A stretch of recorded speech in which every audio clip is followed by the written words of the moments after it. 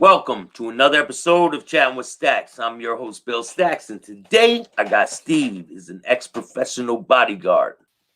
What's up, Hey, man?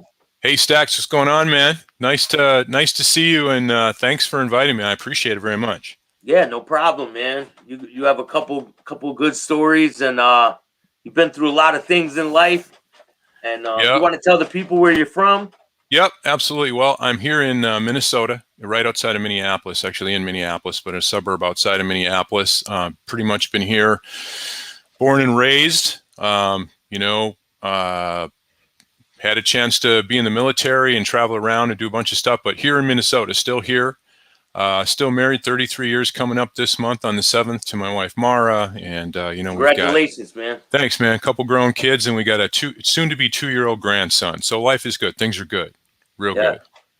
So you went the right way when you growing up.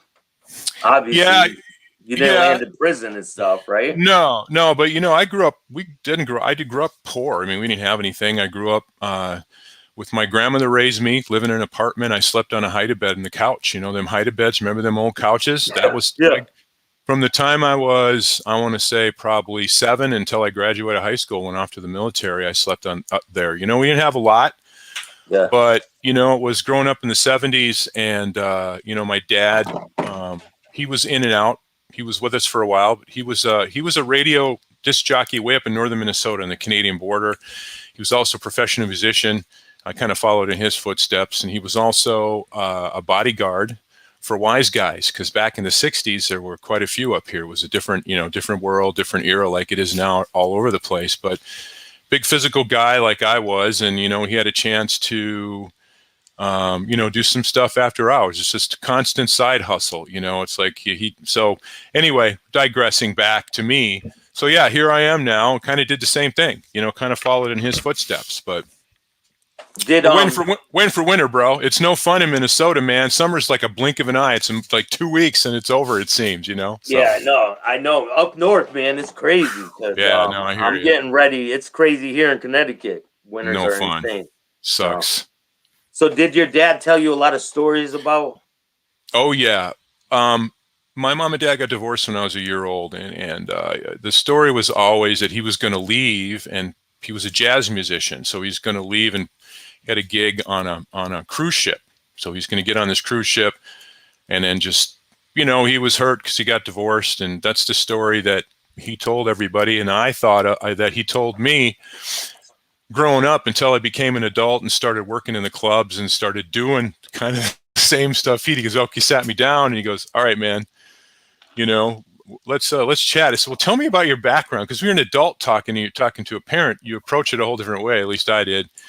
So the story was, he wasn't leaving on a cruise ship.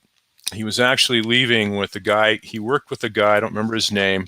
He was a gambler, but he was a wise guy up here. But he was affiliated with a family out of New York as well, one of the 5 families, and he was his bodyguard. And he, was after hours, they go to after-hour poker games and card games. And he said, you go into this room, there'd be everybody sitting around in a circle at the table, right, playing cards. But each one of these guys had their own bodyguard sitting behind him. He said, so you sit there for however long, and everybody's just kind of staring at each other. Everybody's packing. Everybody's got a gun. Everybody's, they're watching their man, and all these stories came out. And right around that time, they were saying, come to New York and let's get into it, and he almost did. But right at the end, he just stayed with the guys that stayed in Minnesota, but he decided to stay up here for me. And so, but it was interesting to hear it later in life, right? It's like, damn, okay. And by that time I was meeting guys that were in the life, up here. A few would come through. They come up to the casinos up here. And, sure enough, I got recruited to work as a bodyguard from another bodyguard, and everything started happening from there.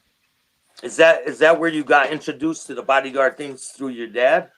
Well, not really through my dad. As I started working, I'm 6'6", 320. Right now I'm 6'5", about 300. I'm trying to, the older you get, man, you got to lighten it up. But you shrink when you get older too. So I actually got shorter, believe it or not. But anyway, I started working front door at clubs. And at night, all these people started coming through the clubs. And, I started meeting these guys that were like, cool, what are you doing? What are you doing besides working the front door and stuff? Physical guy, trained a lot. So I was really big. I was bigger than everybody else.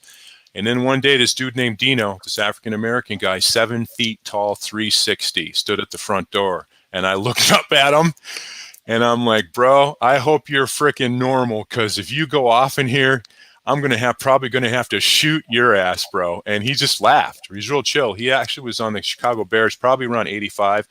He was with the 1 year, but he was with the practice squad, I guess. So he made it that far. But he was an individual bodyguard, and he recruited me. We started talking. We hit it off. He's a good dude. Had some connections.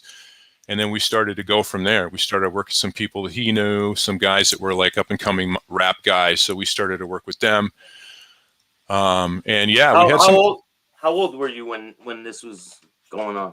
Early 30s, actually. So I wasn't a real young guy. I degreed as a musician originally. So I played music for a lot of years. That was the main thing I did. And then when I got married and our son was born, it was like, man, I had to have to come off the road, you know, and because being a physical guy and, you know, like to train and stuff, I said, well, I got to do something, because I'm not playing music right now. I took some time off, but I got recruited into working the door, you know, at clubs. And that's kind of where it started. You get exposed to all these people that come through and they're like, yeah, how could we work with you? You know, and it was pretty cool. You know, you meet a lot of people, but we had some really close calls. And, you know, he started to have, look, we're going out tonight with so-and-so. And sometimes these guys like to go to the strip clubs, and if they're drinking a lot and they have their own crew.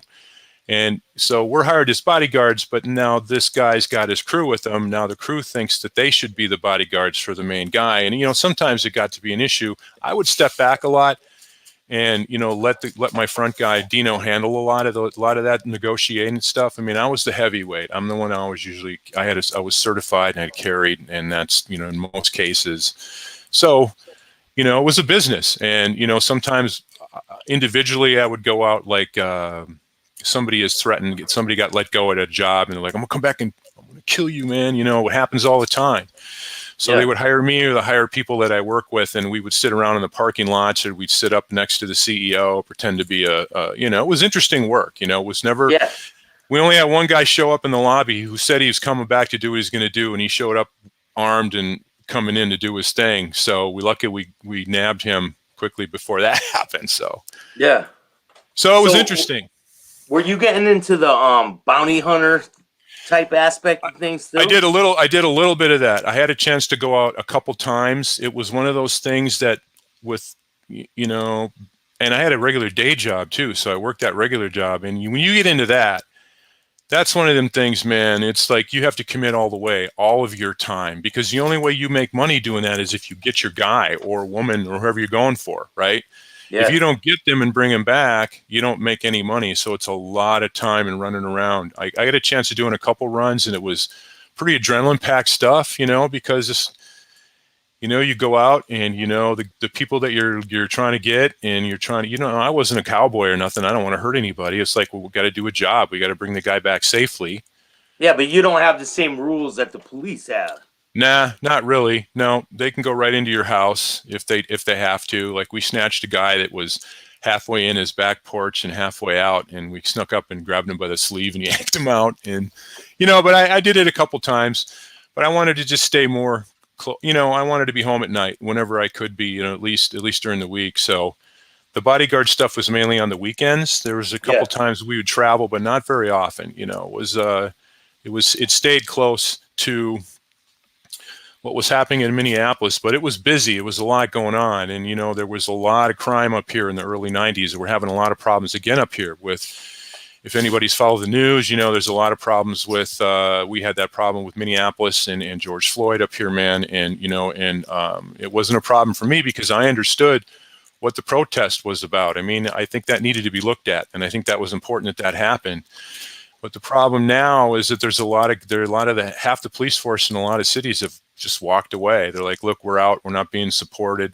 Granted, a lot of guys shouldn't have that job, but now a lot of these neighborhoods, man, I feel bad for the people that are kind of stuck in these neighborhoods. They can't go out at night. These guys are running wild, doing shootouts, and the automatic weapons they can alter their weapon, their AKs now. So the amount of bullets being sprayed around the city is unbelievable. So, you know, we have a whole new problem, you know, so. Yeah, there's gunshots there every night, right? All the time. Yeah, constant. Yeah, Yeah. constant. So, but as far as like the bodyguard thing, I had a chance to work with a couple of guys that came from the East Coast, and we have casinos here that are run by Native American tribes, and like a lot of states. So I think most of them are that way. And so I was introduced to them. They came up real quiet, but they were real professional and dressed well, and kind of old school, man. They kind of stuck out because it's still Minnesota. You know what I'm saying? And you got a guy that's cleaned up really well. He's great. I'm like, cool, let's go. And so, and my job was basically ride with them. They go and do their meetings and meet with their people, and then make sure that they get back safely. And those guys are pretty chill. They were in, do the business, not going out to the bars, nothing, man. It was all business, straight up do it, come back, everybody's safe, good to go, make sure they get back on a plane, and then you're done. Have you ever been in a situation where you were like, damn, something's fishy about this whole situation? Yeah. I had a chance to, the only real, a couple sports guys, but the one guy that I recall that happened to was Shaquille O'Neal when he still played for the Lakers. He came up here, and Dino had that connection with some people in the team, so knew he was coming. So we showed up, and they let us right down on the floor. We watched. They came in. Actually, it was the night before. And I got to think about this. This is a long time ago when he played on the Lakers. So we got with him the night before, and he decided he wanted to go out. So I knew a guy that had a limo service, and he had a Rolls Royce. I mean, unbelievable, this car, right? I'm like, dude, what you doing with the Rolls? He says, nothing. What do you got? So I told him. He goes, I'm there. 20 minutes later, he shows up at the hotel. So we put a Shaq in the Rolls Royce, and then we're following in our car. And we took him to a couple clubs, and we didn't have enough guys right away. We took him to places that we knew that were a little more chill, not where there's 1,000 people, but people just tripped out. And we took him to this one place up in the northern part of the city, like what we talked about, and it was cool for about a half an hour. But the problem was the women in this place were losing their minds. They were coming to him. They were surrounding this guy and all of their boyfriends and husbands or whoever is with them. That's where the drama started. These guys are getting visibly angry about it. It's like, I don't give a damn who he is. I don't give a fuck who he is, and I could see them getting real tight. It's like, bro, we got to go, man. So we grabbed him, and he danced and stuff, and then we just drug him back out. We kept him out till 4 a.m. and got him back to the hotel. They played the next day, and they lost. And he was complaining to Dean. He goes, man, you kept me out too late. No. You wanted to stay out late. We kept checking in on you, but that's cool. Timberwolves won the game. Minnesota Timberwolves won, so it was good. But he has a size 23 shoe, brother, and I have a 14, and I look like a pair of newborn shoes next to him. So it was crazy. He was pretty cool. He didn't say a whole lot. He didn't talk to me much. He talked to Dino more than he talked to me. He's pretty low key, all good. We just keep it professional and make sure nothing happened. But those guys are getting pissed, and you don't want them to start going out to the trunk of their car. The minute they start going to the trunk, if you're not out and gone, you're going to have a problem. So Michael Jordan, I was talking to one of my friends about the whole strip club atmosphere, and like people just want to be, I'm better than this guy, I got more money than him, and that's where the problems start. Well, the problems, and then you add alcohol, right? So anytime you add alcohol, it just amplifies what's already there. So if you're an ornery bastard and you're mad at somebody, you add some alcohol, the beefs, man. Doesn't matter where you are. Everybody sort of goes to the same places. Like when I worked in the clubs, when I bounced, we worked at a place, we'd have 800 people. We'd look down into the open area here, and over on this side is one group, the other side is the other group, and then you had everybody in between. So we would have to make sure we knew who's who the leaders were. We let everybody in, but we had a good understanding that, come on, we want to have a good time. But the problem is, and sorry, ladies, if you're listening to this, the problem was trying to control the women when they start drinking, because they're the ones that would start fighting with each other, man, and they would get after each other.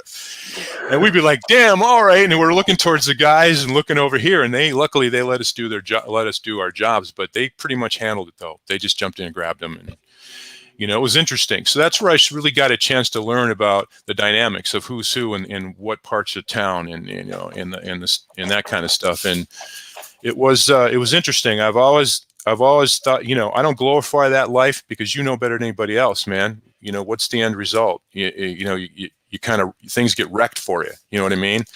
But Yeah. you're the kind of guy that I admire, though. You're bouncing back hard and strong, and you got something special here, man. So I think, you know, you should be the one that represents that, and you know how to, you know, just don't wallow in it. You know, so you went through some stuff, right? But now you're telling everybody, don't do what I did, right? Yeah. So that's what I like about your message, man. That's why I That, like that's the exact message I'm trying to get across, and a lot of people get like misconstrued of what I'm trying to do here. I'm not trying. I'm Tom, the big tough guy.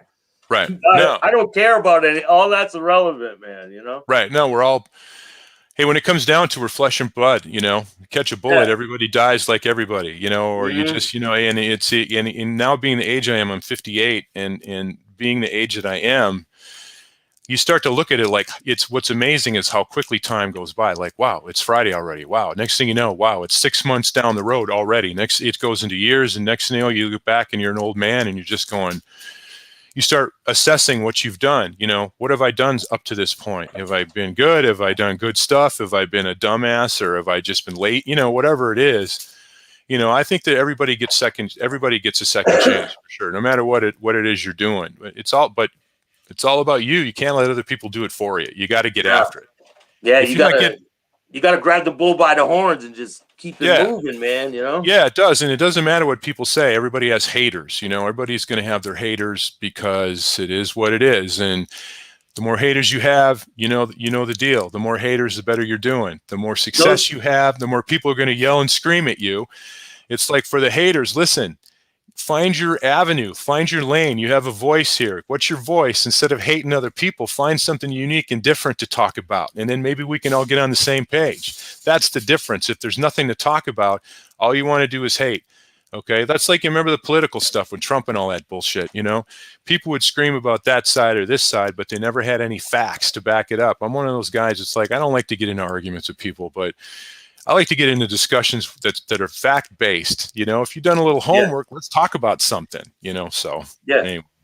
It's all good. You're like my little fan club over there. So yeah, bro. No, and that's what it's about, man. And it's about content, and it's about your message, and it's about all the guests you have on. You know, and you know, we love mob stuff. Mob is what it is. I mean, it's a culture. Let's face it. For those of you who don't get what we're doing.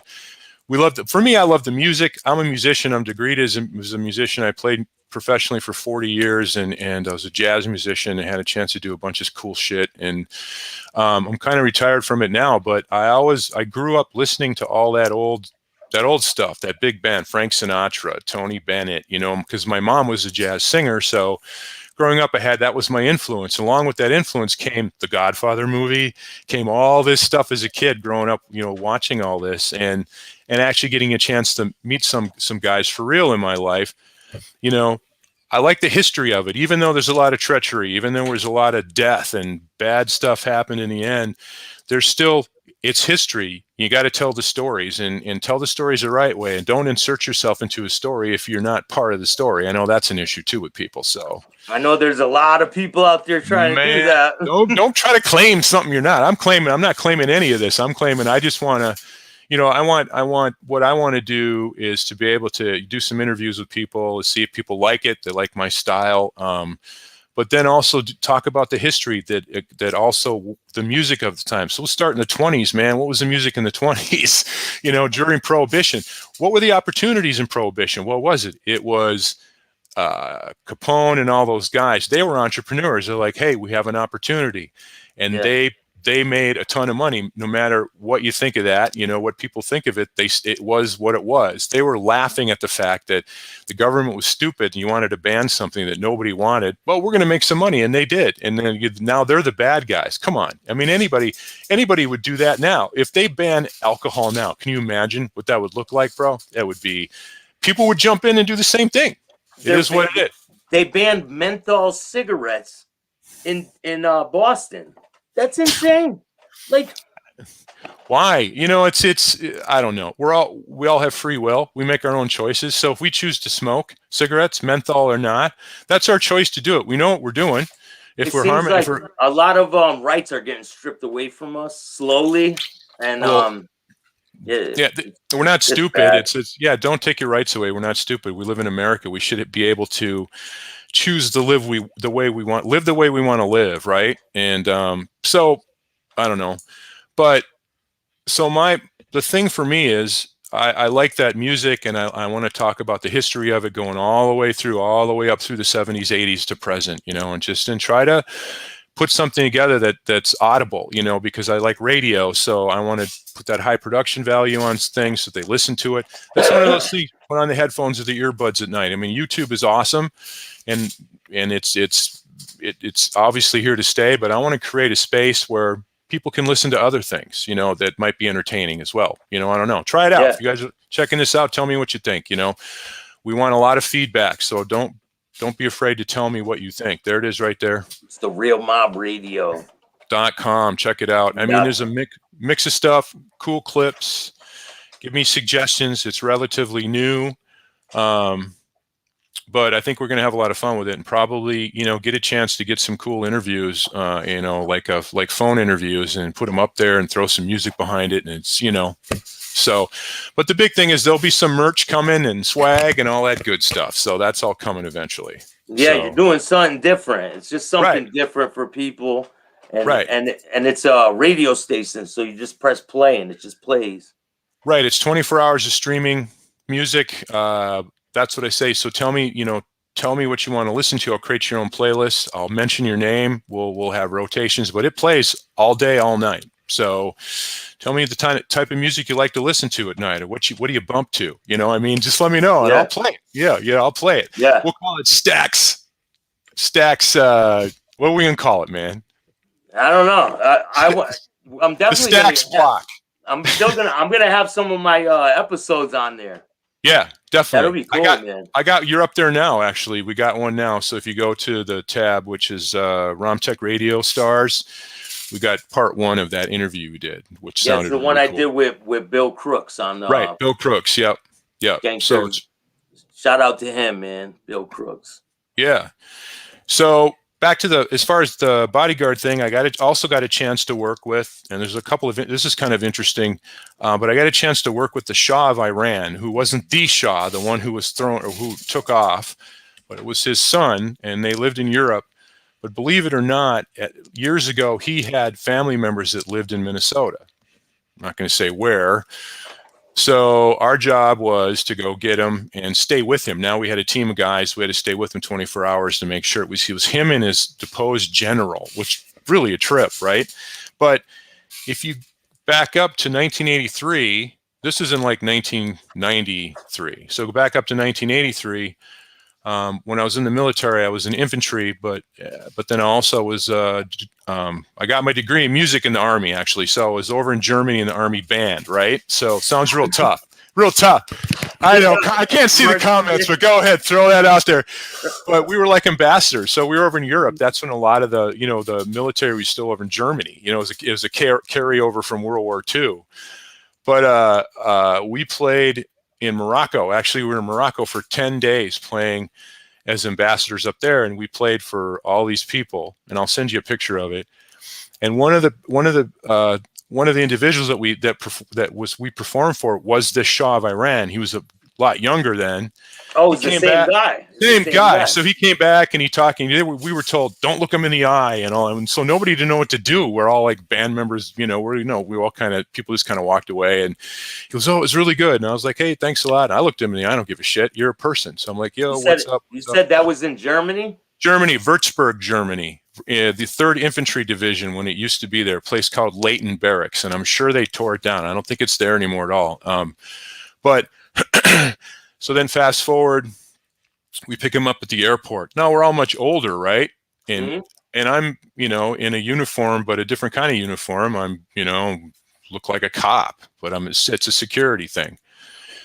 And as soon as he got up, as soon as he came around the corner, he's like talking a little bit, looks at me and he goes, I remember you. You played saxophone in the Army band in 1983. Unfrickin' believe. No, seriously, dude. I'm like, yeah. And again, we were told this time, my boss said, don't talk too much with him. Just leave him be. And he's just like, hey man, great to see you. Shook my hand and blah, blah, blah. And he goes, I'm sorry you guys have to tail us like this. They didn't like it, and because nobody's following us. But we took him to the Mall of America, and, and the thing is, you think nobody's going to remember who this guy is. He's walking around the Mall of America. And next thing you know, people from these shops that recognize him, because he's a religious leader too. Next thing you know, we had a crowd around us, and so it was really crazy. He was super cool. The problem with him was him as general wanted to take off. They didn't want us, they want to just kind of take a ride and go scope shit out and like leave you there. Right, and they did. They took off, so we had to fly down the freeway to find him. And finally, they slowed down. They didn't turn off the freeway. They knew we were going to be looking for him somewhere. We were flying lights on, trying to find him, and there they were, and they're just kind of laughing. So I think the whole aura of having people standing around somebody, look like having security, it makes people like, who is that? Right, it does. And if it's visible, if you're like the stereotypical black suit, earpiece, sunglasses, we didn't really do that. In fact, that was an idea. If any of you guys are listening, there's an idea for you. If you're a big old tough looking guy or female, you could always do the fantasy thing where you work with a limousine company. I did that with a friend a couple times, and normal people want to go out to the bars and have, a few drinks or a special event, like this, right? Yeah. You have a couple guys that look like that who are, that are pretending to be bodyguards. And what it does, it makes you feel like a big shot for a night. It's kind of the only problem is if people act out and you're not really bodyguards, then what do you got? You got a problem. So it's like, this is all guys fake. That look don't make believe, don't act stupid. So that was a problem when I go with some of these, I would take some clients on because kids are little, I needed some money. So I went some guys who were pretty rough. I mean, drug dealers that were gang affiliated. And, I knew that was always where the best money was. And unfortunately, it is what it is. So I had a chance to run with a couple of those guys, stayed in the background.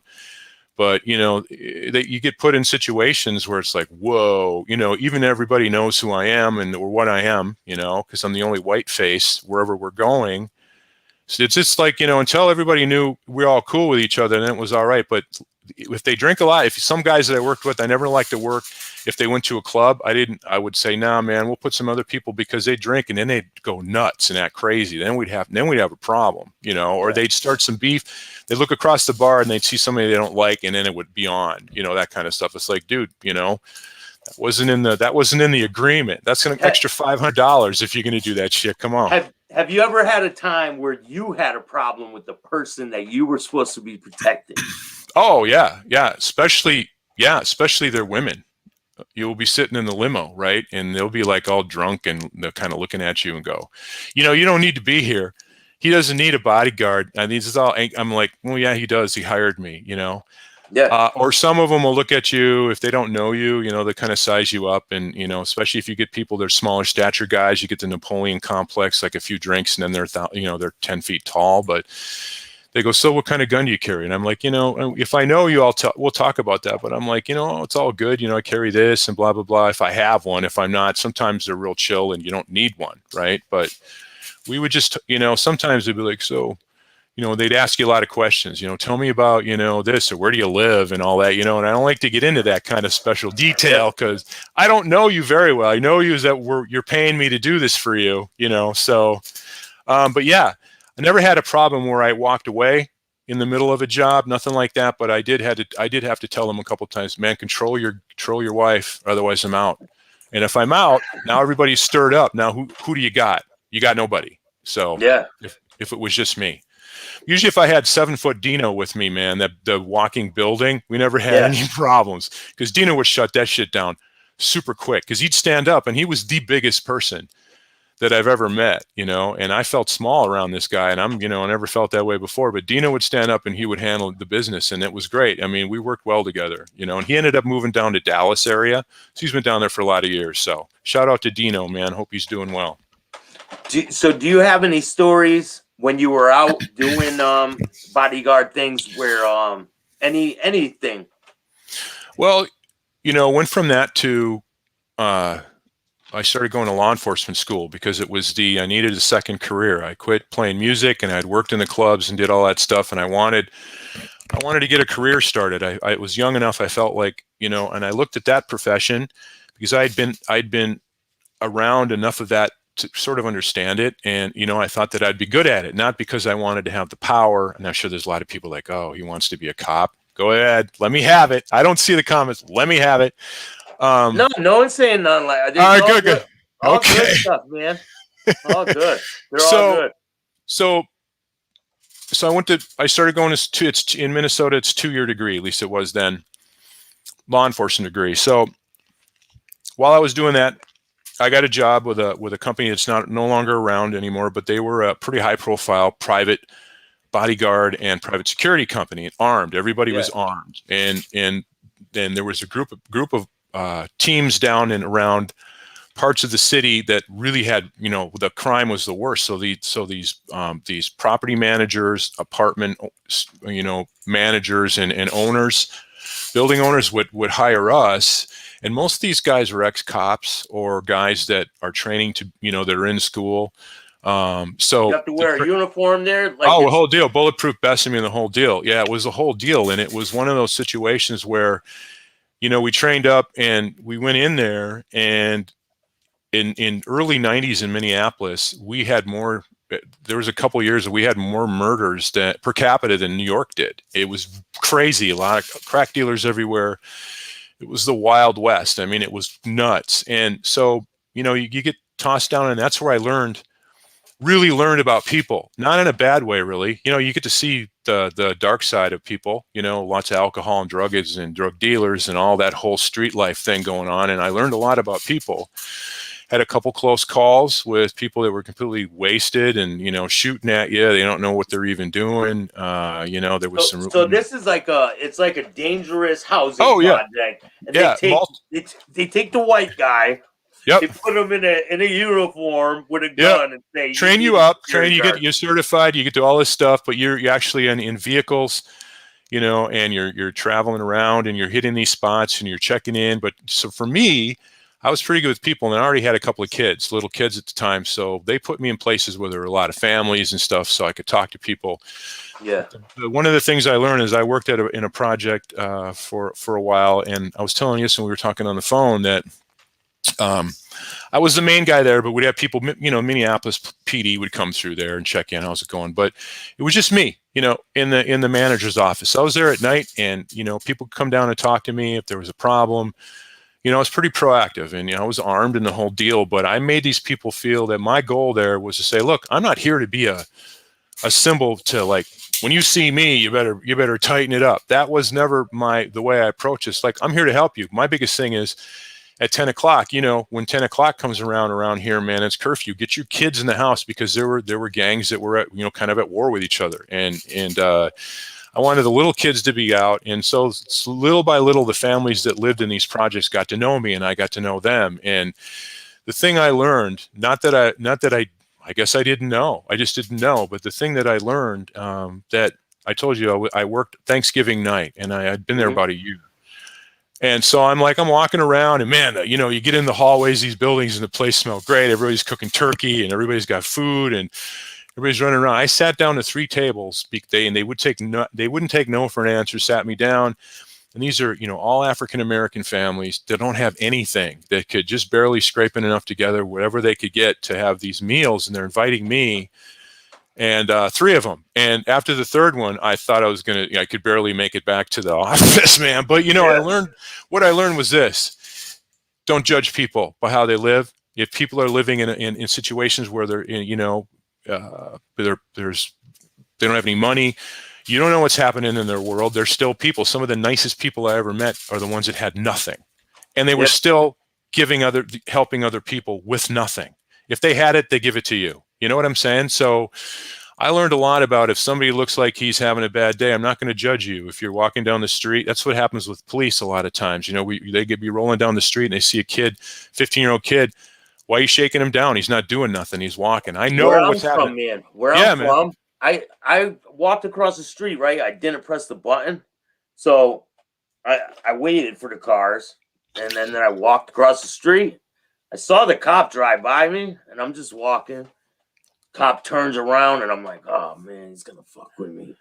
And I'm like, what? So he pulls over. They both get out of the car, and they start searching me. And I'm like, why are you stopping me, man? He's like, you didn't hit the button.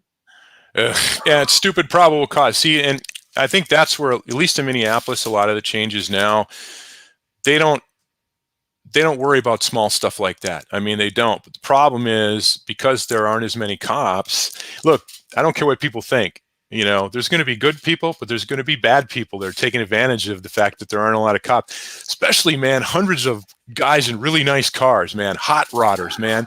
100, 200 people flying down the freeway right now, probably right now. It's 7:45 Central Time. There's going to be 100 cars somewhere in the city. And they're all out there having crowds of people. Oh, man, racing. Oh yeah, yeah. So it's on. You know, people are taking advantage of the fact there isn't a lot of police presence because they're overwhelmed. It is what it is. So my hope for people is to just stay safe. It's all you can. That's all you can say. You know, people are kind of stuck in some of these neighborhoods. They can't do anything at night. You can't. You know, once you're in, you're in. You know, but a lot of drive-by stuff. Just a lot of stuff. I mean, and it's happening all over the place. I mean, and then, you know, with COVID happening, now you had middle class people that were barely surviving, white middle class people that lost their jobs and had a taste of what it's like to be on welfare. And I had a lot of discussions with people like that. And you know what? There were a few people, I'm not going to name names, but I'd been on it before. I know what it's like to struggle. These people didn't know, and they were smug and your typical Karen types, right? Well, they got humble, man, real quick. You got to go to the food shelf for a while. What's up with that? How do you feel about that? Right. You know, yeah. So I think it's important to have experience because it gives you perspective. You have to be smart enough to know what you're looking at, but have perspective. Don't make snap judgments on anything. Just experience it. And then if it's not for you, it's not for you. You know, your takeaway is what it is. So that's what I tell people when they watch my show, man. If you like it, then watch it. If not, keep it moving. Yeah, I mean, there's plenty of different sites out there to look at, and I really like. It's cool to watch the back and forth with people. I mean, you have some great fans, dude. Your fans are amazing. Jimmy Calandra, shout out to my friend Jimmy Calandra. He's the best. He's got a lot of loyal fans. I got a really great chance to work with Jimmy for a little while on some stuff, and so if you don't know who Jimmy Calandra is, check him out. But stay with Staxx all the way. This is your man right here. Get behind him 1,000%. You know, and I feel really privileged to, you know, be able to work with you on some things, you know, some things coming up. And, you know, I'm all about entrepreneurialism. I don't care what you're doing, where you're at, how old you are. Age means nothing. I know, you know, kids, you read about kids that made $1 million and they're 12 years old because they had an idea.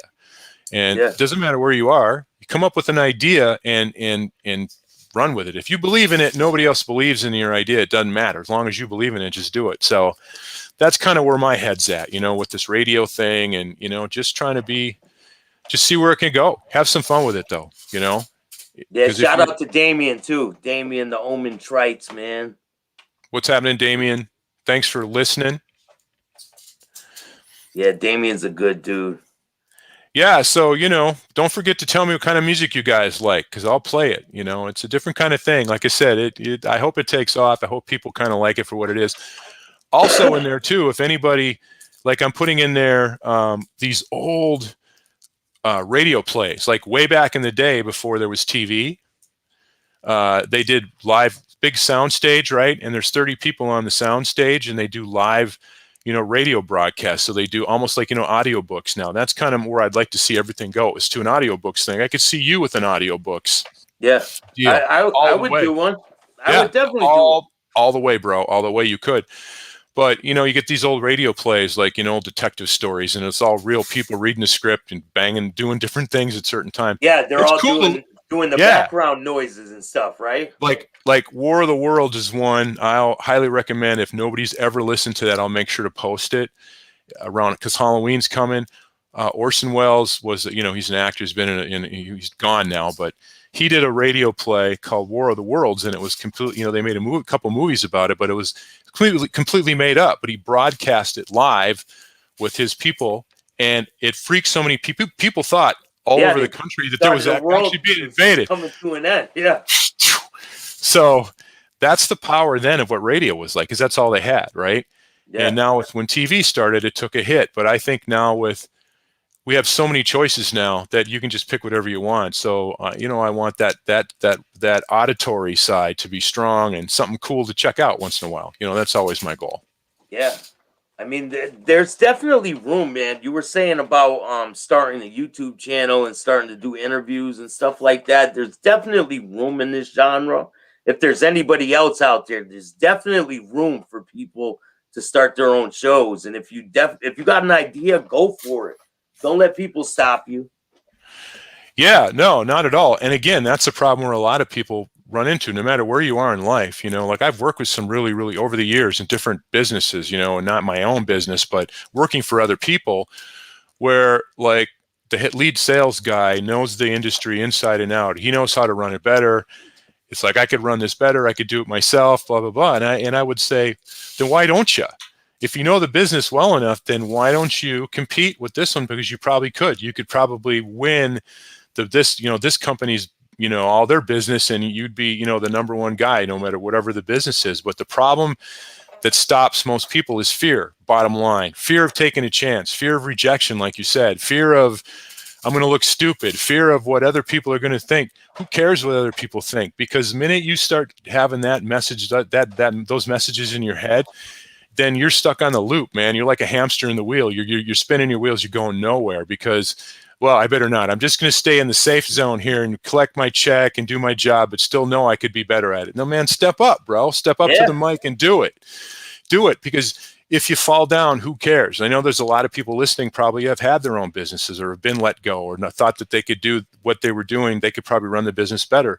And if you think that way, you're on the right track. So take that and surround yourself with people that think the same way. Don't surround yourself with people that are going to try to pull you down. You know what I'm saying?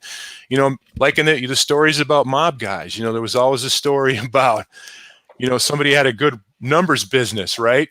So they're making money. They're bringing their numbers in every week. They're doing what they're supposed to do. They're associates. Well, somebody related to the underboss or whatever it is jealous because this cat's making more money than he is. So they have sit down, they complain about it because he's related. They either whack the guy or they run him out. And so this guy can take it over. It's treachery, That's what a lot of people try to do nowadays. If you have a good idea, they're going to try to steal it. Yeah. They're going to do anything they can to hold you back. What about like this? I was, I got sober. I've been sober for a fair amount of time. Alcohol and drugs. I was a musician in the 80s. So, man, it was flowing like water back then. So, yeah. But it's like that thing, when you decide to go into treatment or whatever happens, all your drinking buddies, most of them are gone. Most of them are in the people that you got high with. Most of them are not going to understand why you're doing that. Now you're a threat to them because you know what it does? It makes them have to look at themselves. Like, well, I don't have a problem with it. Don't have a problem with it. You should sit and do an 8-ball with me on a Saturday night. You got just as much a problem as I do. But I decided to do something about it, or whatever, whatever it is. Just follow your own path, man. That's always my advice. Create your own lane but own it. Don't make excuses for anybody. It's like, it's what the fuck I do. And this is what I'm going to do. And I'm going to make it work. And if you don't agree, so what? Then learn something from me or don't, So time flies, so you got to get on it, right? Who are some of the other names that you were bodyguarding for? Had a chance to work with Michael Jordan once when he came to Minneapolis, but we had a whole bunch of people. It was just I got a chance to. I wasn't a primary on that. I got a chance to kind of get in the group and hang out and sort of lock arms. And he wanted to go to the club. He wanted to walk as the summertime, and he wanted to walk 3 blocks to Glam Slam, which used to be owned by Prince when Prince opened it way back in the 80s. And so we walked him there, and it was just a mob scene. But we were all locked arms, and and he'd, yes, tell that girl to come over. So he was talking to people and signing, but he'd call everyone would come over. He talked to them a little bit. He was a gentleman. It was real cool. He went back, we got him back to his hotel and stuff. It was all good, but I didn't get a chance to really work with him directly or talk to him too much. Yeah, it was pretty crazy what happened with his dad when his dad got killed. Yeah, and that's the other problem with the thing with people that really want fame. Like, look at all the reality shows and all the people on reality shows. And when you start to see kind of what's happening to people that want to be in front of the camera really, really bad, they'll do anything, right? But what they don't realize, and a lot of times it comes out bad for them because they're not happy at how it turned out. They put too much out there. Once it's out there forever. You know what I'm saying? So that's like always my message to kids. It's like, listen, be careful what you do, because you put something out there, a video or pictures or whatever you're doing, no matter what it is, just because you delete it doesn't mean nothing. It's out there forever, and it's up to you. You know, that's like, you know, you make your snap decisions when you're a kid. Do I, you know, do I steal the car? Why am I listening to this guy? He tells me I should go steal the car. Okay, I'm going to do it. And that's, you know, like, you know, because that's what happens, man. I was just talking to my mother about this today. The influences. About making decisions. And I used to just go and not even think about it. I used to just do it. You do it. Now, let me ask you. So here comes, I'm the interviewer now. I'm like going to ask you a question. So like, did you do it because you were working with, you know, you were already affiliated with a gang, and so you were taking orders from people that you need to go out and do your thing, or was it just reaction? That's how you were. You just reacted and just quick just and react and deal with the consequences later. Just knee jerk. Yeah, you know, you said ready, fire, aim idea. You know, you just do it. Yeah, and I made the same mistakes in business and stuff, where I would go too quick. Like, you know, instead in building a business, you don't buy that. Like, my wife is watching, Mara's watching. Hey, Mara, what's happening? We'll be married 33 years, October 7th. So shout out to Congratulations. Mara. Italian girl from Chicago. I'm telling you, there ain't nothing better than a good Italian girl. She's got my back. She's had my back through all my crazy shit that I went through. She's been there every step of the way, man. I'm very fortunate, very blessed to have her in my life, and she's fantastic. But I always say, look, you know, I can't do nothing, man. I got to go to sleep eventually. She cut my fucking throat at night, dude. I love my other half, man. Yep, I'm not playing. Great. There you go. Yeah, no, freedom. She don't Sally freedom or nothing, man. She don't right. or nothing. But you know, she would always say, why is it when you start a business, you want to get into something, you buy the building first? Not literally, but you think the wrong way. You know, you got to start smaller. I'm always the guy that thinks in big, you know, 30,000 foot view on everything. Yeah, it's like, you remember when we talked, remember? Put the cart ahead of the horse. Right, which is good, but you got to you have to either slow that down and know how to separate it and go step by step, or have people around you that can slow you down and bring you back down step by step, because it never works, because you're not thinking logically on the steps on how to build it. So, you know, that's always been my thing. Reactionary, right? But when I worked in the clubs and get overwhelmed with things too. I used to do that, man. Well, when I was in law enforcement, when I was on the street, you know, we were working around all those projects and stuff. I mean, there were a couple of incidents where I had to be reactionary. I mean, I had to, like, you know, like one guy, we didn't make traffic stops, but if there was something going on and they were parked, we could roll up on them, and we did that. And a guy, I'm like, hey, bro, you know, and we also worked the Marshal Service. Remember, we were talking about that, and we weren't marshals, but there was so much going on. They were so overrun that they would give us pictures of people that they were looking for. So we would look for them, and, you know, driving around, and one guy was there. He went back to his neighborhood, and he was wanted, you know, and he needed to go, and he started climbing back in his SUV, and I had a hold of him, and he started taking off, and luckily we yanked him out in time. We started to take off. And he wasn't belted, so I yanked him out, but his SUV kept rolling and smashed into a tree. And then it was on. We're battling, right? And my partner wasn't around. He was doing something else. So it was just me and him. And that's one of the situations you never want to get into, because I was never aggressive like that if I had to be. But, you know, it was like, and again, you know, once he was all cuffed and everybody calmed down, I had a chance to talk to him. So we went to the jail and stuff, and, you know, I had to do the transfer and all that. But I had a chance to talk to him. This is how I am, you know. And again, guy's on the run. He's a younger guy. He's got kids. He didn't, you know, never had a real job. I mean, he got into gang life young. It's the usual story, right? So he gets in trouble. So now he's on the run because he did a bank robbery. I don't remember what it was. It was something that was aggravated. It was done with a weapon. You know, he got a score and he took off. Mm-hmm. So he made the wrong decision, but because he used a weapon, that's why they wanted him so bad. And, you know, but to talk to him, it's like, this is all he knew. This is his whole life. He was a young guy. He was 20. This is all his life was about. He already had 2 kids at 20. You know what I'm saying? I mean, well, 10 years ago, if I didn't cut the shit, man, that was what my life was going to be. Yeah. That's all I was doing. I was going in and out constantly. And you know, you found out when you were in, somebody else told me this too, when they went to prison, they found out who their friends were, because nobody came around. Nobody's putting any money on your books. Nobody's coming to say hello to you. Hell no. Because half the people didn't want to go in there any damn way, because, you know, they didn't want to, because they don't want to be in a prison, even if they come to say hello to you. They don't got no money for you. They don't have time to pick up your phone calls. Your girlfriend starts going off. It just never works out, man. And I But didn't want my life to be that anymore. no, and and it's good that you made that decision, you know. And I think sometimes it takes prison for some guys. You hear about really great success stories in there where they do their programs if they have opportunities to do stuff. But then you hear more of them that go in, they come out harder. They're better criminals. I don't think it was prison that changed me, because I was so used to going. It didn't scare me. It didn't deter me from doing what I was doing. I think sitting back and really seeing my daughter and knowing that I had to lead by example. Yeah. So good for you. And that was a transition. That was a pivotal moment. So rather than now, you had a choice at that moment. You could have said, yeah, but it is what it is. She'll be fine. A lot of guys make the wrong decision at that moment. That's what life is about. A pivotal decision at a certain moment. Do I take the car? Do I steal this? Do I do that? Those are the decisions you make. You made the decision not to do it anymore, and then you kept it up. You knew you're going to get a rash of shit for it. Probably you're going to have a hard time.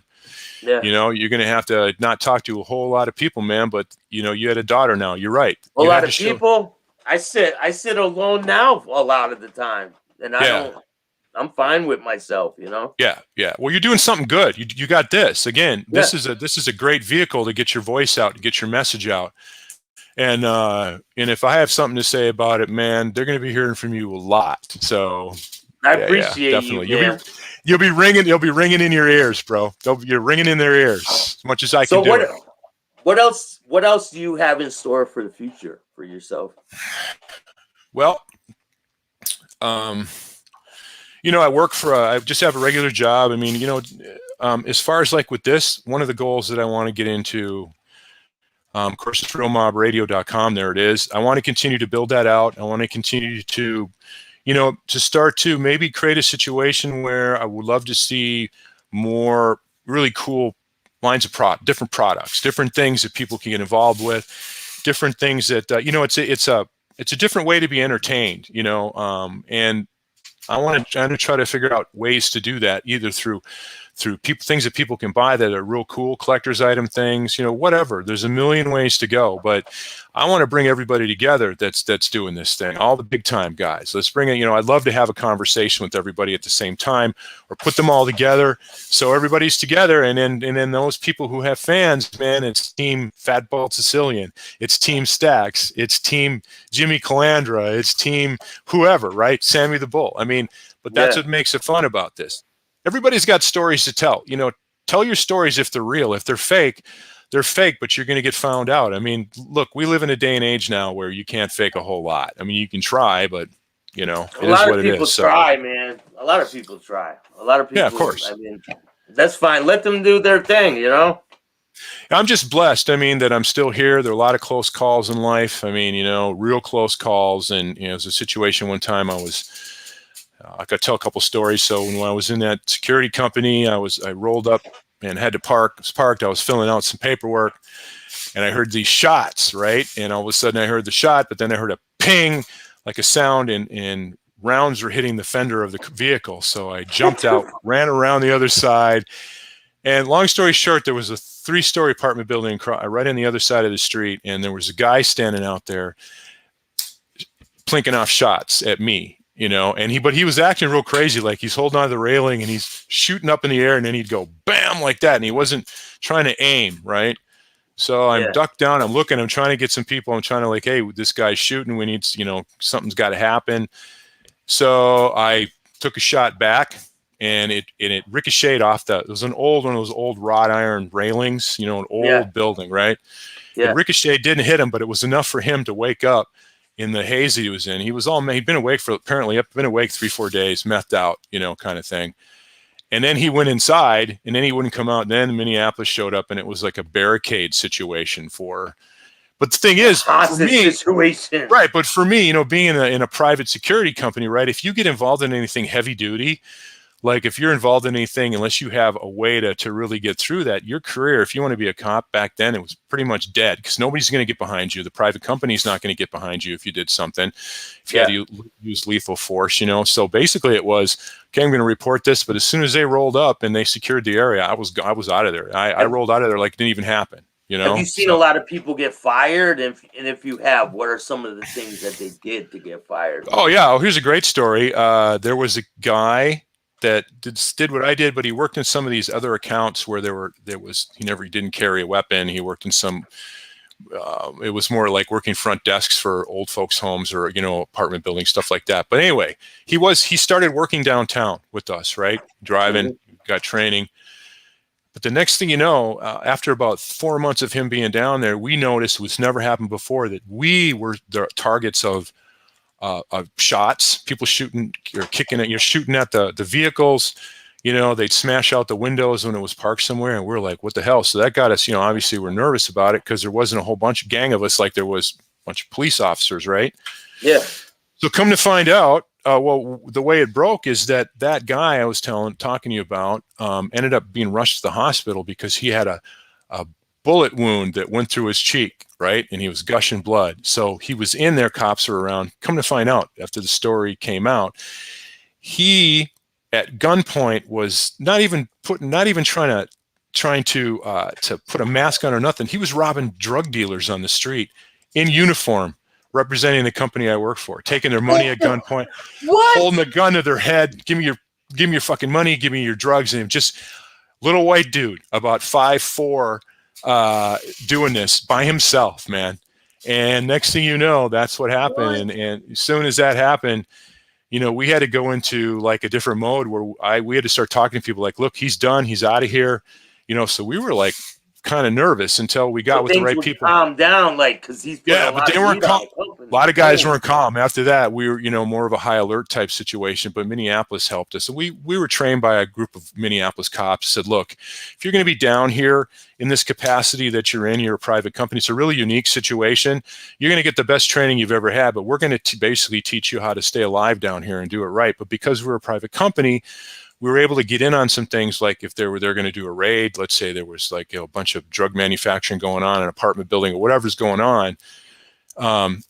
If that happened to be an account that we had the master key. So rather than ramming the door like you see on Cops or whatever, and they all come streaming in, I just be standing off to the side and I'd go click, and then they go, right? Yeah. But I was able to get in on it, and I would go like where the kids were. I think it always killed me, and then I hated about this was, if you're doing your thing, do your thing, man. And then what it is. It's cops and robbers. We're chasing you. You're doing your thing. It is what it is. But if you're doing that and putting kids at risk, I always had a problem with that. I remember we went into this place one time. Scaring the hell out of kids. Well, right? Yeah, and also the imprint. So how these kids growing up, if they see these guys, they're going to grow up fearing cops, hating cops. Plus, they're hearing the same thing from people that don't like them because they were harassed for years. It's a cultural thing. Everybody grows up based on their experiences and what they're being told. So it's a hard conversation to have, and it was hard to break that. But, I thought it helped a little bit. My goal was, listen, while I did it, if I could help anybody a little bit, even if it was a kid who was going to do something, he's going to steal a candy bar at the 7-Eleven or some shit, if he thought of one of us or a cop or somebody, or even somebody like, look, your mom's going to whoop your ass. If that makes him not steal the candy bar and walk out of there, he did something good, and it needs to be recognized. If he tells somebody, So I always told my kids, man, if you make a mistake, that's fine, but learn from it. But if you lie to me and you don't tell me about it, then you're going to deal with me, and I'm going to take all your shit. And I wasn't like a bad dad, but video game junkies, man, all you got to do is take their fucking Nintendo away. And it's over. It's over. My stepfather used to say, always be honest with me, right? Right. Did you smash that window? No, I really didn't. He beat my ass anyway, man. Didn't matter if I did it or not. Well, I mean, that's messed up because he doesn't trust you. So, so your word's no good. So, I always tried to lie, but like with my dad, he knew he was a good judge of character. I mean, he was a rough boy, he's a rough dude, and he was really smart, but he grew up. He knew people. He was streetwise, and he just look at me and go, "Man, shut the fuck up. Are you kidding me?" Right? You're like, yes, sir. Yeah, exactly. Yeah. So no, it's been good. I mean, just having a good time with this, and really, like I said, coming into this world of YouTube, and it's interesting, and I hope it does. I hope it goes well. I mean, I really am entertained about what you do and everybody else and the stories. I'm a history fan, so that's why I want to capture these stories and do it my way, and capture what's already out there, the interviews, people that were on the street doing certain things at certain times, and segregate those times and talk about it. So that's my goal. like here we got a troll here. So Okay, troll. a lot of these Mob 2 guys are broke. At least Francis and JC West. Who even is that? A guy who reeled on shit money. Realize. Well, I mean, yeah, sure, a lot of guys are broke. Hold on, JC West is a straight up pussy. And that's all I'm gonna add to that. I don't know him, but I'll follow your lead on that, man. Listen, broke or not broke, is him. It probably is him. It's him. Listen, bro. You know, it's like here's my message to JC West. Then, okay, whatever you are, you know, you're strong. You're doing your thing. Broke or money, it don't matter because it can be gone in a blink of an eye, man. It's how you living right now. Yesterday's gone. Fuck what you did yesterday. What you doing now, and you don't have tomorrow, man. You might not even be here tomorrow. So just keeping it real. I mean, if you got so much money, then help some other people, man. Help some people that don't have money. So that's always my message. Do you have a channel? And if not, when are you going to start one? Because people are asking. Okay. Oh, cool. All right. Well, I'll put one together this weekend. I'll get started, and we'll put some things together. And you know, I'm going to need I'll be working with you. We will do a duel. Maybe we can do a. Yeah. I got to figure out how to do this. So I'm at my. Man. I got my as much as my learning curve, bro. I'm at the learning curve. So yeah, you could help me. But yeah, I'll do something. It'll be cool, man. And I want to integrate that with the radio thing too. So you know, because you're really big on the radio. I know that. But let's try the YouTube too. I'm down for that. I mean, if people like it and they like what I'm doing and they like my interview style, I mean, my interview style is a little bit different. You know, I'm kind of a hyped up guy, ADHD. I just found out just a few years ago I have adult ADHD. Okay, I'm not afraid to admit it, but that explained a whole hell of a lot. I mean, I had it my whole life. Nobody knew what it was. It's just like, dude, you got to settle down, man. You know, people that brains go real fast. I mean, sometimes I don't stop either, man. I'm like, go. Yeah, my wife would look at me. I'll start talking and I'll start speaking before I think, you know, and she'll go, so what? But she knows how to tune me out, man. She knows. Shout out to U.S. Army medic. Yes, VA. You know, the VA. Yeah, VA in Minnesota is really good too. All the best to you, man. You know, I know the VA's got a lot of challenges. And here's the other thing too that I'm really, I always want a shout out to my veteran friends, PTSD, people that are struggling. People that were on the street, man, everybody has PTSD to a certain level. You go to prison, man, your experiences, you know, those things that stay with you, that's PTSD. Not just because you were in combat, you know, cops have PTSD.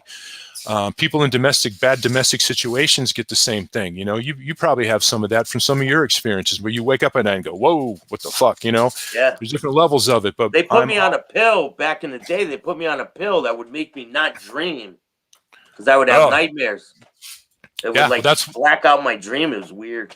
Yeah, that's what it is. And so, you know, I'm glad we're at a point now where we're understanding what it is. But, you know, suicide rate's still high with veterans and, you know, and people, you know, there's always ways, man. If you're feeling bad, tell somebody. You see something, you know, tell somebody. Or if you need to reach out, call somebody. I don't care who it is, even if it's somebody you don't like much. Just talk to somebody. That's what you got to do. And that's the key to all of it. And if you keep it bottled up, nobody knows how to help you if you don't say something. You don't need to be stoic. You don't have to be a hero, brother. You know, so yeah, man, U.S. medic, combat medic, man. I was in the Army and basic training in Fort Dix, New Jersey. Shout out to Fort Dix, New Jersey. And there were some guys in my where we bunked at. And there were like 4 of them that were going into the combat medic side. So they went off to their training camp. They're training after basic training. You go to your MOS where you're getting trained for your specific deal, and then they worked at some of the hospitals out there, man. So yeah, the medics they got to see a lot of stuff, man. Man, and also EMTs too, guys. The same thing, you know. EMTs in the cities, man. Now the way they do it is, I mean, EMTs are not armed. They're running into these situations, so cops have to clear the scene before the EMTs can come in. And you know, that's the thing with those guys. I mean, before. You know, back in the day when you had a job like that, firefighter, anything like that, when you're looking at the bad side of life, when you're looking at death and you're looking at people who are struggling or, you know, have addiction problems, mental illness problems, man, people that have problems, right? It's no fault of their own in most cases. You know, you see what they do to each other. People tear each other apart. And, you know, and in your still people back in the day were expected to be normal, right? When they got home and around your kids and act like a normal person, like World War II veterans, man. That was back in the day, World War II. Veterans came home. We won the war. So now all the women and stuff that were doing the jobs in the factories, again, we're expected to go home. Now be the housewives. They were like, fuck that. I want to keep working. Yeah. But the men had to assume the role as the moneymaker because that was how it was back then. A lot of these guys don't do that. Just let me, I need to just run around for a year to get this out of my head. But they were expected to act normally like nothing happened, right? Yeah. And luckily now, we're more aware of this, and there's a lot more avenues for people to talk. But there's still a lot of men in particular that don't want to do that because they'll feel weak or they'll feel exposed, right? No, man, you got to tell somebody because it loses power. And once you lose that power, that loses power. Then fuck it, it's over. You don't have to carry it with you no more. Shout out to Johnny the Greek from London, man. London, shout out, man. UK, baby. I'm a big fan, man. I'm a big fan of London. I work with a guy from the UK. He's in Norwich, which is so I love you. I'd live in the UK if I had a chance, man. I would in a heartbeat. I can't leave the country, man. I know. That's funny. I'm a felon. I tried. It's all right. It's all right, bro. Denied. Yeah, it's all right. I wanted to go to Canada, and I really like Canada. Yeah. And Canada's great. I mean, it's a whole different world up there. I mean, one of the things that my wife and I had a chance to do for a long time, again, another side hustle, is we worked as developing reality TV producers. We got into it. We had a company together, met some people in the business. So we would go out, we were scouts basically. So we'd come up with ideas. Like back then, I wanted to know, you have a crazy uncle living in a tree somewhere? We want to know about it, right? So we'd write the idea, pitch it, and so we had a chance to pitch a lot of stuff for a long time, and it's a tough gig. And you talk about people saying no or your rejection, probably 3,000 rejections in 15 years, but that's just part of the business, and it does build character. You learn how to come away. The rejection comes down. Either you're going to shrink and go, fuck, I'm sick of it, and get pissed off and take it personally, or you're going to go, okay, how can I make it better? How can we be better? You know what I'm saying? So, we learned a lot with that, but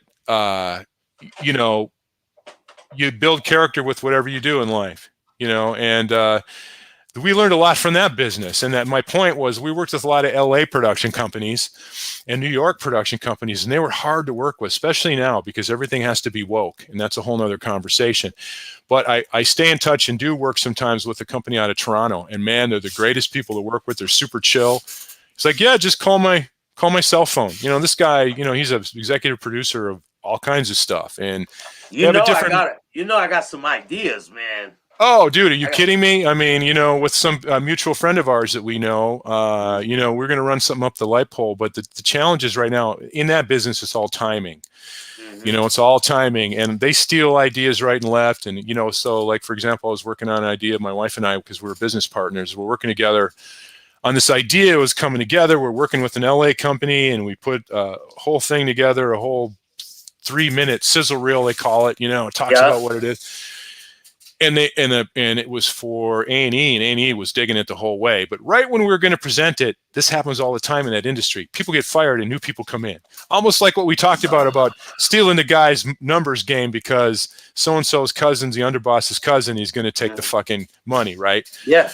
So that's what happens. Now the new person comes in and goes, nah, I don't like this because my character was down in Louisiana. Like, now we'd rather have somebody like maybe, I don't know, in New York or something. That quick, it was over. All that work. We worked for a year on this, and it's that quick. So after a while, you're just kind of like, come on. So you want to give up. You want to give up after a while, right? Well, this is before it got to be Amazon Prime and all this stuff. So now there's so many avenues for filmmakers and writers and people to have channels like this, right? To get their work out there if they have stuff. And again, if you're young and you're up and coming, you're a music, you're an artist, there's so many ways to get your work out there, and it's virtually free to do it. I mean, just so many ways. My thing being audiobooks and, enjoying the radio thing, my goal is always to try and do this and harness some great storytelling, because when you listen to an audiobook, you can read a book. When you're reading, your brain is setting the picture for you. When you're listening to an audiobook, or you're listening to somebody tell a story and you're not seeing their face, you're not looking at a movie, what's playing in your brain, that's the movie. And that could be anything. A lot of times I'll play podcasts and just listen to them. Exactly. Sometimes it's better that way. And also what you find too is when you interview people when they're not being filmed, either YouTube is great, but when you interview sometimes people when it's just a phone call that's being recorded, it's a different interview. It's a different energy. You know, their feet could be up, they could be fucking in their underwear, you know, who knows. But they don't have to worry about pants on, they could be doing whatever they're doing, man, but they know that there's no video on them, so it's a different interview. Sometimes you get a different energy, right? So that's what I'm going for. I'm trying to get, you know, we all know what the truth is with a lot of these some of the main guys, but you know, I want to talk to people people that, like you said, maybe there's some people that are stuck in the life in a gang, you know, they're trying to get out, that are trying to work their way out, that you know, want to tell a story, but they want to keep their anonymity. That's why radio works well. I can, you know, alter their voice. We can talk to them. You and I both could do this, you know, if you're interested. Yeah, I'm definitely interested. And we talk to these people, and it gives them a chance to tell where they're at that moment. You know, what is it that you want to do? How do you want to do it? Don't name names and stuff, but you know, sometimes talking about it, they'll be more. I think if they show their picture and name names. Yeah, you don't want to do that. Yeah, no, you don't want to do that. No, keep their anonymity. But you know, that's like that commercial where it was the guy in the what they call shadow box, and he's like a mob guy. And it's a commercial for something, and he leans in and he lights a cigarette, so the face lights up, right? So, yeah, you don't want none of that shit happening. All right, here's one. Credit's due doing things inspired me to open my own business, do my thing as a recovering addict myself. That's what I'm talking about, man. There you go, man. See, that congratulations to you, Just a Dad, man, because you know what? That's the hardest thing to get over. And you know, I'm not an angel, but I was true blue to that for a long time. And you know, sometimes, you know, I'm not necessarily following the hardcore road, but when you make that decision, you really get a chance to see what you're about. You know, if you're doing it for the right reasons. Like I used to go to AA meetings, right? And there'd be like 50 people sitting around the table. Then there'd be a whole slew of them sitting in the back. They're only there because they want somebody to sign their card, because the court's telling them they got to be there. They're not there. And those of you that go to meetings know what I'm talking about. And it gets annoying because it's like, there are people in here that are literally fighting for their life. You know, every minute going by, they want to take a hit, right? Especially when they're new, just trying to stay sober, man. Yeah. But good for anybody that's trying, bro. You know, it's 1 minute at a time. Don't worry about it. You got to slow it down, and nobody can tell you how to do it. You got to create your own program for yourself, you know, and make it work. And if you think you can't do it, you can do it, man. Yeah, anybody I did it. Can do it. Mm-hmm. Anybody can do it. You can stop drinking. You can stop the drugs. You can stop the whole in and out of prison thing. Just take it. And don't be one of them guys that, you know, feels that you're losing your credibility, like you're not strong anymore. Maybe you're used to you being on the street, and you were an enforcer. You know, you used to smack. You're good with your hands. Maybe you're good with your gun. Maybe you did a lot of work. You know, maybe you're one of them guys now. But it's time. Maybe it's time. Maybe you're tired. You know, people that flipped and had to do what they had to do to stay alive. I mean, you know, with the old guys, they did it because of the new federal laws that came out. They were looking at, you know, 300-400 years versus they don't want to do all that time in prison. The government knew what they were doing, but I mean, it's a nowhere thing. I mean, we glamorize it with our music, we glamorize it with the stories, but it's okay to do that, because I look at it this way: if these guys are willing to have gone through this. Sorry, man. Oh, Coppola, Elizabeth, I saw her last time pop in. Nice to meet you, Liz. But yeah, she's always watching my shows. Cool. No, so I mean, it's a matter of choices, you know. And once you make the wrong one, or you let people continue to influence you, anybody that influences young kids, like, you know, Jimmy talks about his experiences, in Brooklyn. Same with Sammy, talks about his experiences growing up. I mean, the wise guys on the street. I mean, those are the guys you look up to. There's a lot of good about them. I mean, they were just living their life. They were like, screw you, I'm going to do what I want. And it's a certain level of me really admires that and appreciates that, and I think it's good. And I think there's a lot of great takeaways from listening to their stories now, even though they did a lot of bad stuff. But now they're looking at it from a vantage point that they're not in it anymore, you know, so they have a comparison. A lot of people, they say like, "Oh, I want to get into this mob genre, but who am I going to interview?" Yeah.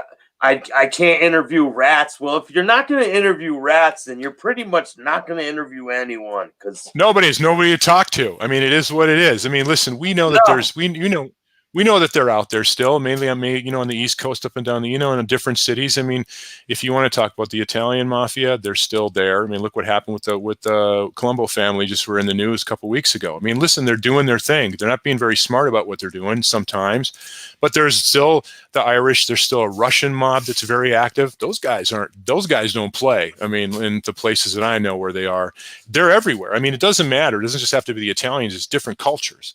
The fascinating thing, even though it's a bad life to be in, there are good people in there that probably secretly want to get the hell out. They know that, but they're in. They don't want to be in, but they got to pretend that they're still good. I guarantee you, if you talk to people quietly, individually, they know that they're not going to be found out. They're going to be people that'll tell you that. Guarantee it. Look at this dude, Staxx. Were you in the LCN? Yeah, I'm the boss of bosses, man. You better learn about me. I'm the one that cuts everyone's finger before they get made.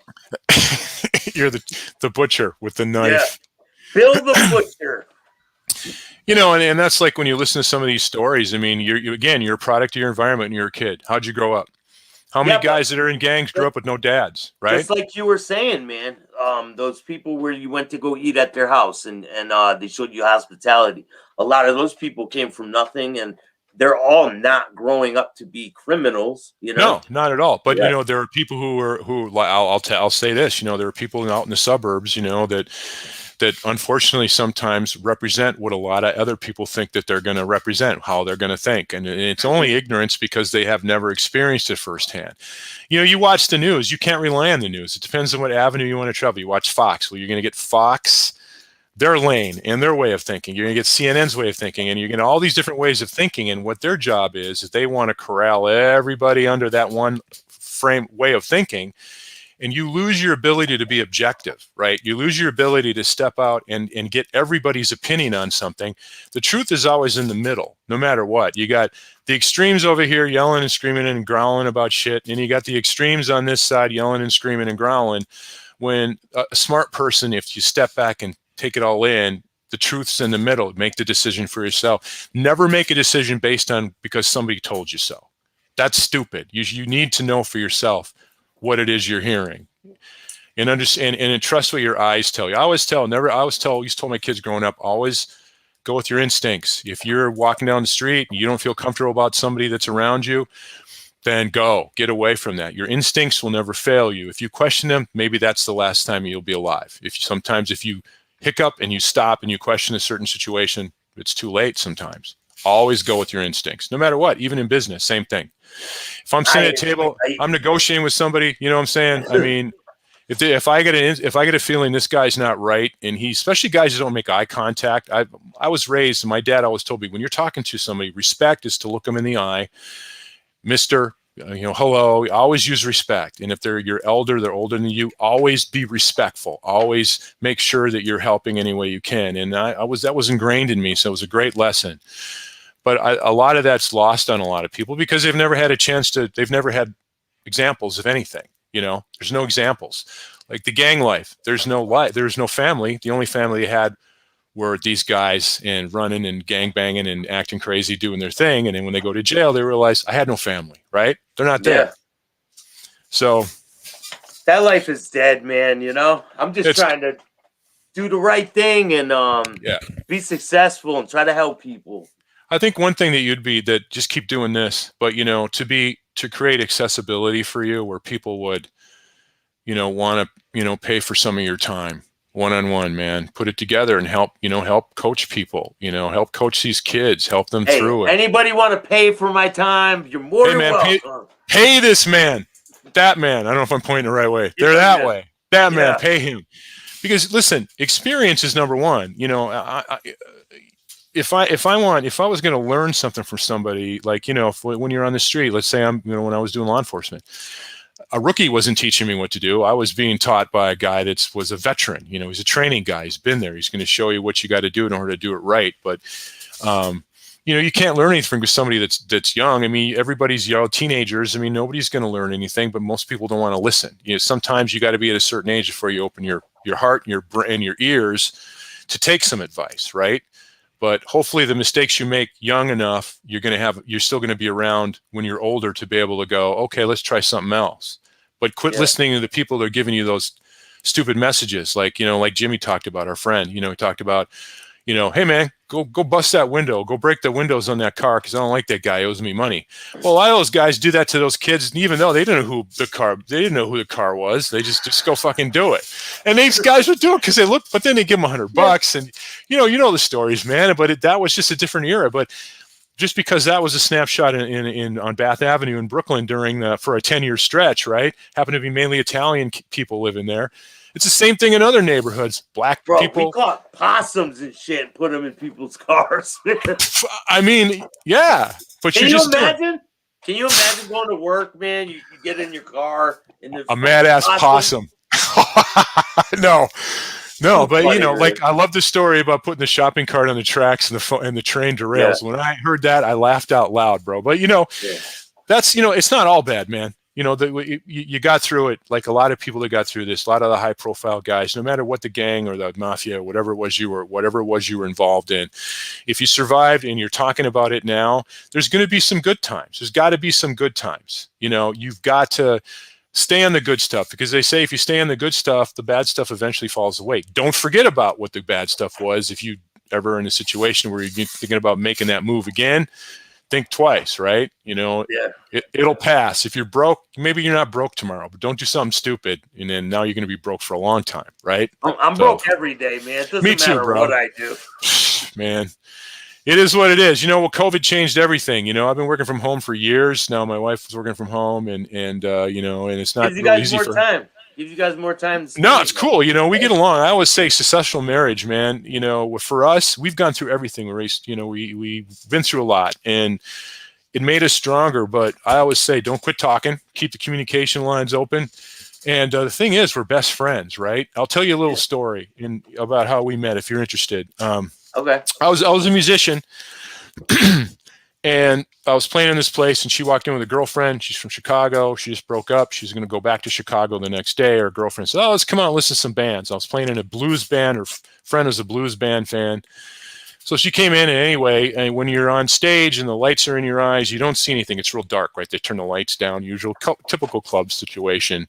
Mm-hmm. But for some reason, there was like this glowing, like a glow just on her, right? So I'm like, wow, and she's a little dark-haired, brown-eyed Italian girl, that was my deal, right? So I'm like looking, and I'm going, wow, she's really cute. You're good looking, man. She's hot, whatever.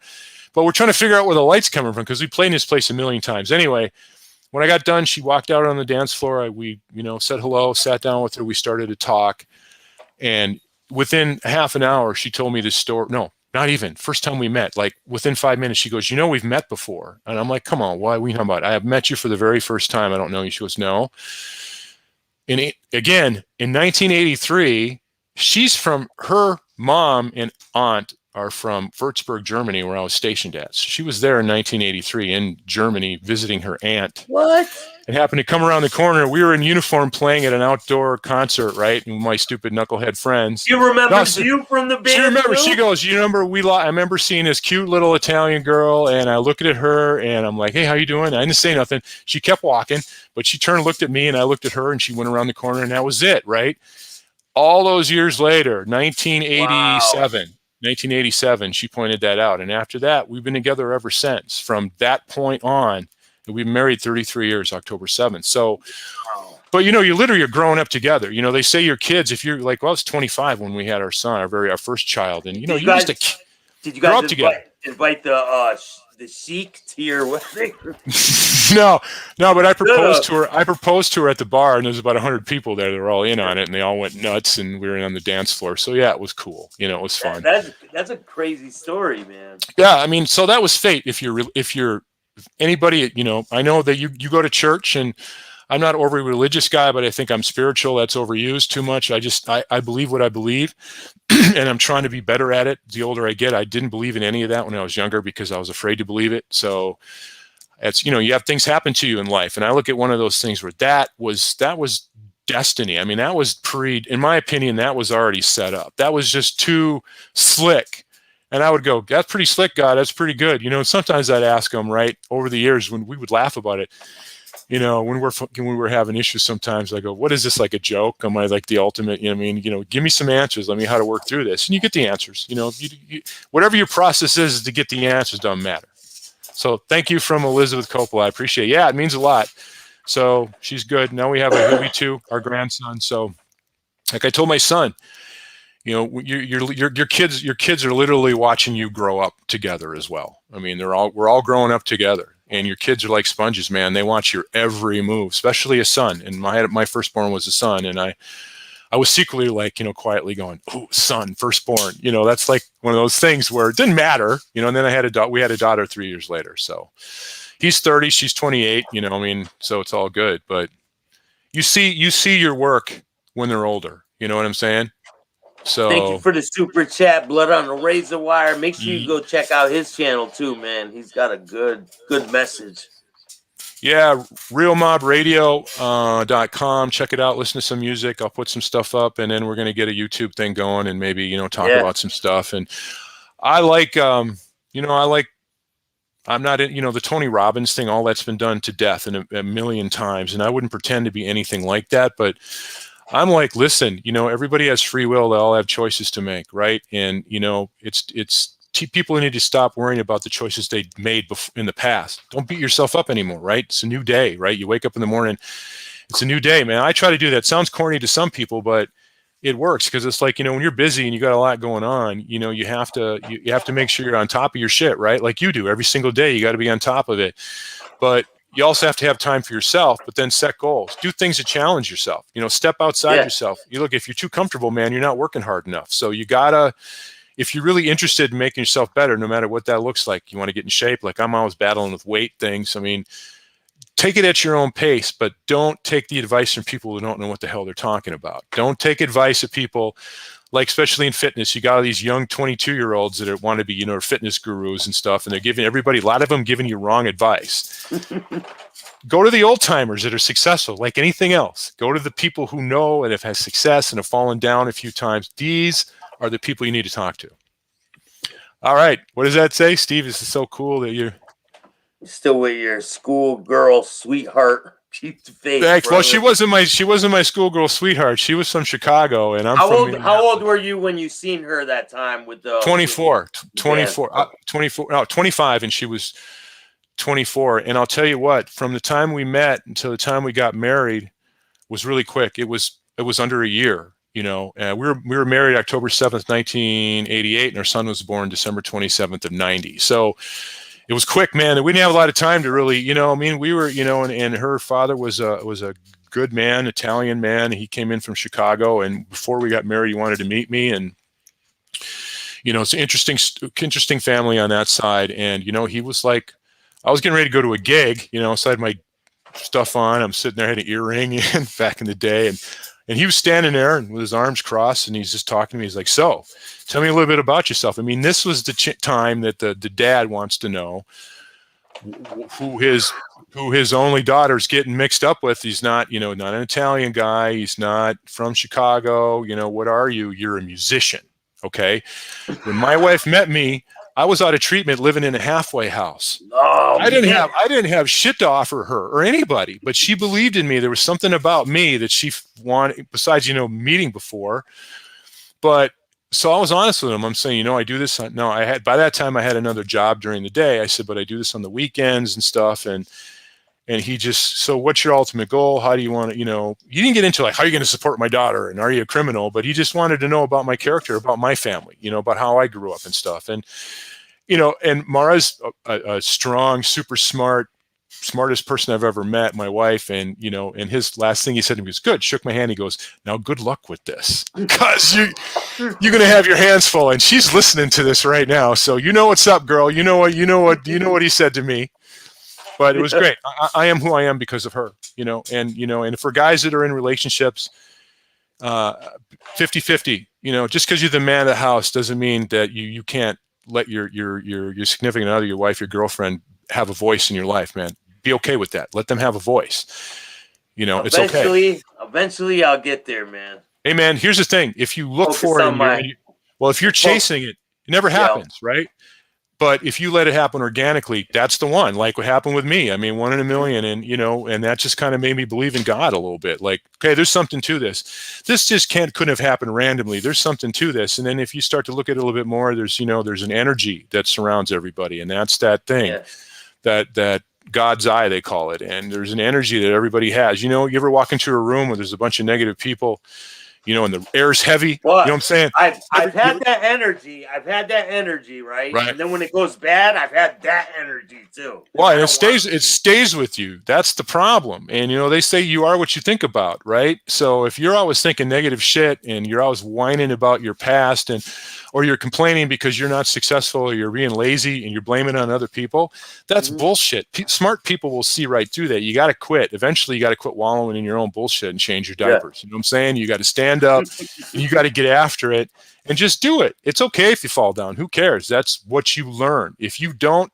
fall down, you're doing something wrong. And when you do crash, you're not going to know how to handle it. Like a lot of kids that grew up with parents who say, you're doing great, you're getting a participation trophy, everybody's equal. No, that's not what life is, man. No, that's not what life is. Life is you get beat up, and and it's on the parent. You get beat up, they take your lunch money, you get fucking thrown in a puddle, and then you still got to go to school hungry. Yeah, you do. And you got to learn sometimes you got to turn around and not let that happen to you. Like, my son was bullied, same thing. Eventually, every time that he got into it, he got attacked by these kids in school, but he would get in trouble too. They'd make everybody have to pay a penalty. And I'm like, that's bullshit. That's not fair. Especially with special needs kids who are getting picked on. I'm like, no. So even the kid that gets picked on got to get... Yeah. Exactly. That's like prison, man. They got to bring both people to segregation. Doesn't matter. Even though you got attacked, you're sitting there eating lunch or watching TV and do whatever the hell, and you get attacked, right? So I taught him how to defend himself. I was a wrestler. I became a pro wrestler just for this long, but I knew a lot of stuff, and I taught him how to defend himself and work with his hands. And sure enough, one day, when he was in high school, man, here they came, and he just decided it was time, and he got into it, and he took care of 2 bullies in front of passing time. So there's hundreds of kids, and they see that, and then he had mad respect after that. The only trouble I had with him was I set him down. I said, listen, bro, don't let this get good to you. Don't let it get to your head. Like, now people are looking at you. Now they're starting to line up behind him like, yo, man, you're not going to take shit. They want him to be more aggressive because they think it's cool. Let's take, what so-and-so said about you. Let's take him out into the, outside and do the thing. They wanted. So luckily enough, he didn't do that. But let's go down the line. But you know what? He got suspended. He got suspended. And I told the school, he got suspended for like 10 days. I'm like, so what? My message to the school board was, listen, so what? He defended himself. See, it comes down to it's like, you're just going to let people just let this happen. What's the message as a dad that I'm telling my son, that you're just a constant victim to people when you have the right to defend yourself? That's a right we all have. So he did. And it's all good, and that's what he wants to tell his own son. Kids out there, if you're getting bullied, defend yourself and don't be a rat. Right. But it depends now, right? That depends on how you do it, though. If you're getting bullied and it's really upsetting you, I mean, think about the suicide rate with kids, especially on Facebook and all this social media, man. These kids, they're taking it all in heart. Like, kids will pick on other kids on purpose. I mean, that's a whole other world. I got bullied when I was a kid too, man. Yeah, I got bullied real bad. Same thing. But I had, elementary school, man, way back in 1970. Okay. That's a long time ago. Probably half the people listening weren't even alive then. Right. So, but I remember the principal, I was telling him, man, I'm getting beat up by these kids. And the principal walks me outside. He goes, which ones? That guy and that guy. All right. Go do what you got to do. Don't come back here unless you whoop their ass. That's exactly what the principal said. He made me go out there, and it was in the wintertime, and I just jumped in, whap, whap, ran over to the other guy, chased him down, whap, whap, walked back, and I'm crying, man, because I've never been aggressive like that before. And he's like, how do you feel? I'm like, I don't know, and once I calmed down, the thing is, unfortunately, sometimes that's the only thing some people understand. Some people, unfortunately, there are people that aren't that intelligent that sometimes, and it's unfortunate, they will not hear you. When I worked in the clubs, you add alcohol, sometimes you got to grab them and hold on to them before they'll understand your message. I mean, it's unfortunate, it's the way it is. It is what it is. But, we're pampering people too much, man. But be smart about what you're doing. Don't hang out with idiots. They're going to hold you down. Man, I want to thank you for coming on, man. And tell the people Want to tell the people what your Instagram is? I don't have one yet. I got to do all that, man. I'll throw it your way as soon as I put it together. I'll have it together this weekend. And but you can go to my Facebook page, which is just Stephen and my last name Reichel Reichel. But you go to Real Mob Radio. You can drop me an email through that contact us section. Also, Real Mob Radio is on Facebook. Check that out. And drop me some info. I want to hear from you. Tell me if you know some good people. You want to hear some interviews. I'd love to get started. And Staxx and I, we're working together, man. This is a good man here for you listening. Those of you that already know that, I had the pleasure of meeting you, only a couple weeks ago. And, dude, you're a real deal, and I appreciate you, man, all the way, 100%. You're the voice out here that should be heard, and people that hate are going to hate. People are going to hate me. I don't care. Hate all you want. Hey, I got the little fan section over there. Right. You're safe behind your keyboard. It's all good, baby. Just do your thing. Make sure you guys rewind this one and watch it again, Mr. Haters. Yeah, and then and I'll put this up on. I'll put the audio up on my page, and then when I get the YouTube channel up, probably who knows, I might have one up tonight. I'll let you know. I saved it. I know you have more stories, but we got to save them for the next. Yeah, There's a lot more. There's even a ghost story I could tell you about me and my partner. That was another one of them with spiritual things. It's like there's no way. I know what I'm seeing. He's another Italian, my partner, one of my best friends at the time. Yeah. Superstitious Italian guy, right? He's like, fuck that. He took off and left me in this giant mansion with. I'll tell you about it next story. It's crazy. Yeah, crazy. Man. Yeah. So thank you, man. Thank you again, man. And make sure you hit the like, subscribe, and notification bell so you can get my videos every time they drop. And I'll see you guys next time, man.